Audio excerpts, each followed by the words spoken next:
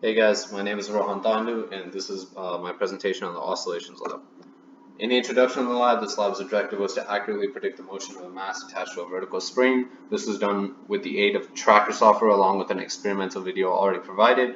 The glow script was used to compare experimental versus actual models, and this lab mainly centered around the energy principles of gravity, spring, and kinetic energy. The formula is listed below. Spring energy is equal to 1/2 kx squared. Gravitational potential energy is mgh. K is equal to kinetic energy is equal to 1/2 mv squared. Main principles in this experiment is the force principle, which is F net is equal to Fg plus Fs. The derivations of these formulas are stated later. The conservation of energy principle, which is the change in energy is equal to change in kinetic plus change in potential. And in this case, the potential energy is equal to the potential energy of spring plus potential energy of the gravity. And the spring force, also known as Hooke's law, which is negative k times x, k being the spring constant, which in this case I derived from the tracker position data. Some data, some initial measurements that were made. The ball's initial position was as listed, negative 0.1296, comma, negative 0.6296 meters in vector form. The period is 1.613, which I computed using the tracker. And the mass of the ball or object is 0.402 kgs. The spring constant was calculated using the T equals 2 pi rad m divided by K formula. The calculations are listed below that. To find K is equal to 6.11 Newton divided by meters. The relaxed spring length also was found by using the equation L naught equals L final minus mg divided by K, which L naught was 0.053 meters. This is a picture of the tracker, which was used, the software. As you can see, the position, the data, and the graphs are on the right, and the actual experiment is on the left. This is the graph of the x direction on in tracker. So as you can see, it's very sinusoidal, and this one is very sinusoidal. This is for the y direction, but this was more like a cosine graph. Changes of code I made. Obviously, I implemented the formulas I talked about before. Above, as you can see, the kinetic energy is equal to 1/2 mv squared. Gravitational energy is mgh. Spring potential energy is 1/2 kx squared, or in this case s. And total energy is just those three energies added up.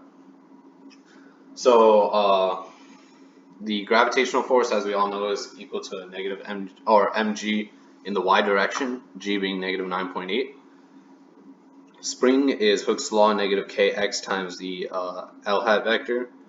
The F net is equal to the addition of the two previous forces, so gravity plus spring. And then the velocity update and position update formulas are listed below. And obviously, in the code, I also initialize the original position, mass, time step, and stuff like that. So these are the graphs. So on the left, you can see the energy graph. So the K, UG, US, and the total energy, which is represented by the orange line. And then on the right, you can see the position X data versus time, the blue being the computational one made with glow script, and the red being the actual. So in conclusion, gravitational energy and spring energy are inversely related.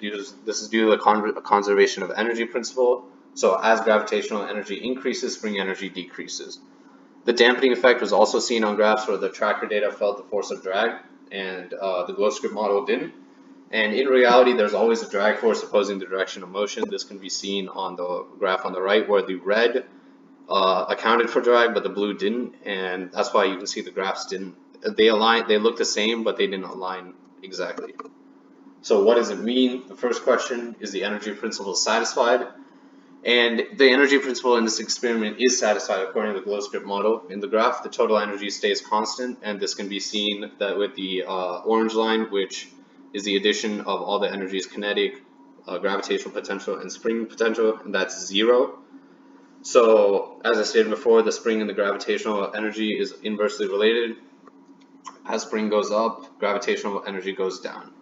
As you can see here, if you subtract this position from this position, it'll end up being 0. What does it mean? Question 2. I was supposed to estimate the period of oscillation from X position data and the Y position data, and using the graphs which I put below before, this one and this one.